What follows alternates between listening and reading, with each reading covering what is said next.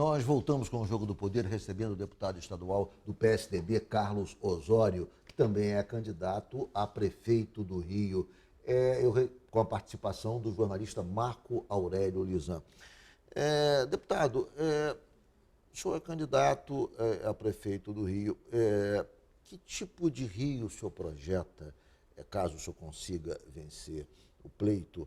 E quais são as diferenças desse Rio em relação ao Rio de hoje? Quer dizer, o que precisa mudar essencialmente nas grandes, digamos, linhas da gestão municipal? Quer dizer, onde, digamos, há o grande equívoco e, portanto, precisa ser ali realizada uma mudança de rota?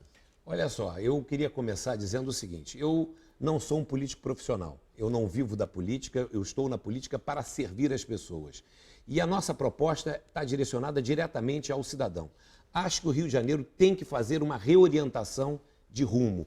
Hoje nós temos uma prefeitura desconectada das pessoas, a prefeitura está no Olimpo e as pessoas estão aqui nas ruas sem os devidos serviços e sem capacidade de dialogar e trabalhar o futuro dessa cidade. Então, esse redirecionamento eu acho que é fundamental.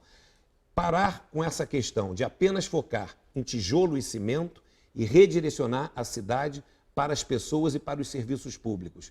Essa é a grande mudança que nós precisamos no Rio de Janeiro. Uma cidade mais humana, uma cidade que levante os tapumes das obras, faça tudo o que foi feito funcionar, não vamos deixar nada pelo meio do caminho, não vamos fazer como fez o prefeito Eduardo Paes, o ex-prefeito César Maia, que a Cidade da Música, que ninguém gosta, estava 90% concluída, ele deixou 4 anos ela parada para concluir no seu 5º ano de governo, apenas para expor um adversário àquela época, que agora parece que já está aliado de novo, tá certo? Nós não vamos fazer isso. O redirecionamento principal é voltar o poder público para as pessoas. As pessoas têm que vir em primeiro lugar, cuidar dos bairros, das comunidades, atender as pessoas com serviços públicos eficientes e voltarmos a ter uma agenda para o futuro.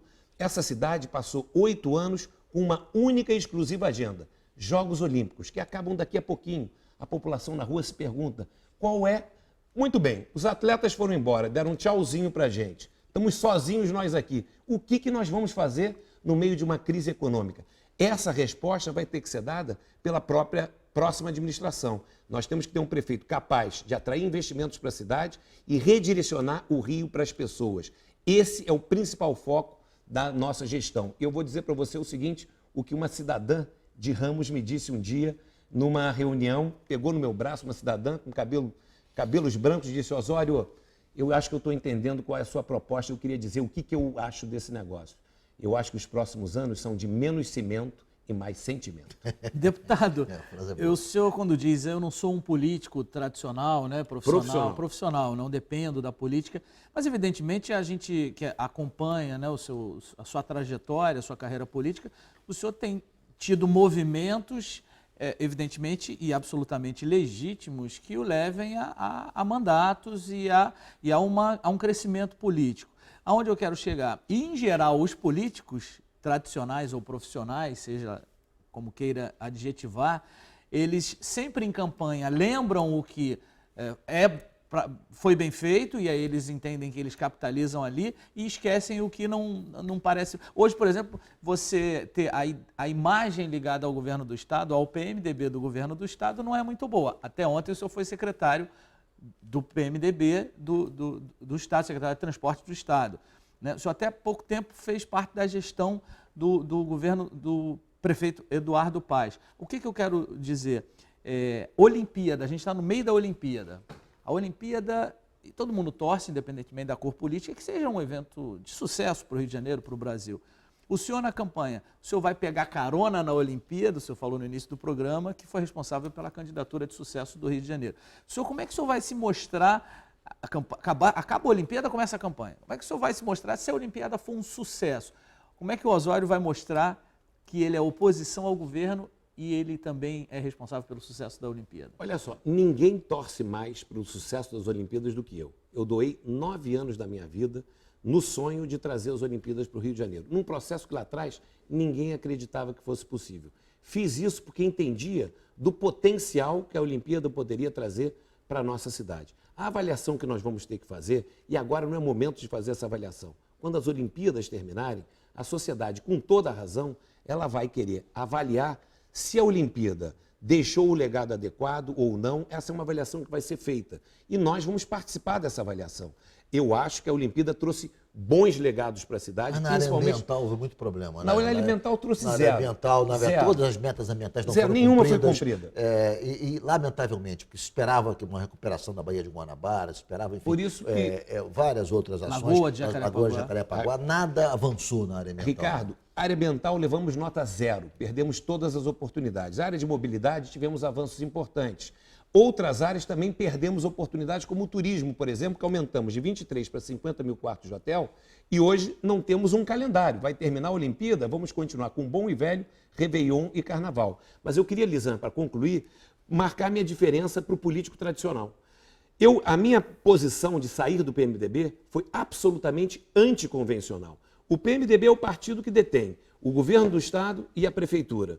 Eu era secretário de Estado de uma secretaria extremamente importante, conduzia uma das maiores obras de infraestrutura da América Latina, que é a linha 4 do metrô. Quando eu decidi, comigo, que estava no local, que não era que o meu sentimento e o meu eleitor queria, eu disse, olha, está aqui, muito obrigado, entrego a chave e vou buscar a minha vida na rua. E foram se estapear os políticos tradicionais para ver aqueles que iam ficar no meu lugar. Então, enquanto se estapeiam por ministérios e secretarias, eu fiz um caminho inverso.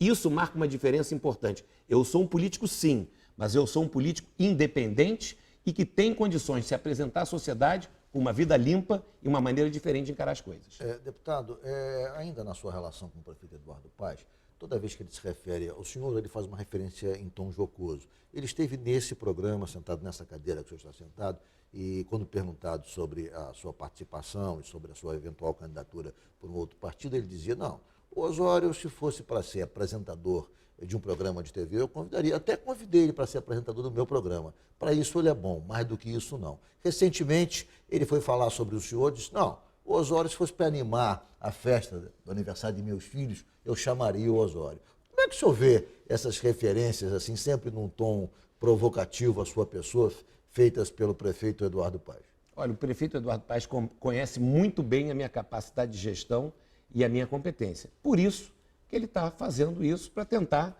enfim, criar um clima onde não existe.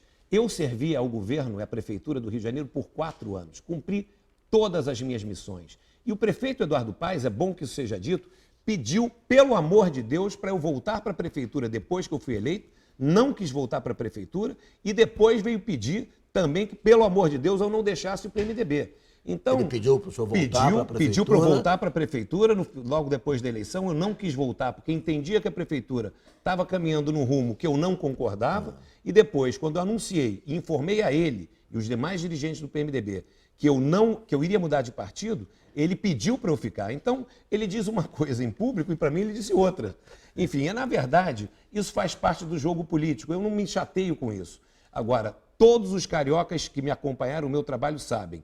Dizer que eu não trabalho é um elogio para mim, porque se eu tenho algum defeito, esse não é esse defeito. Eu acordava cedo, dormia à tarde, nunca deixei de estar presente na hora boa e principalmente na hora ruim.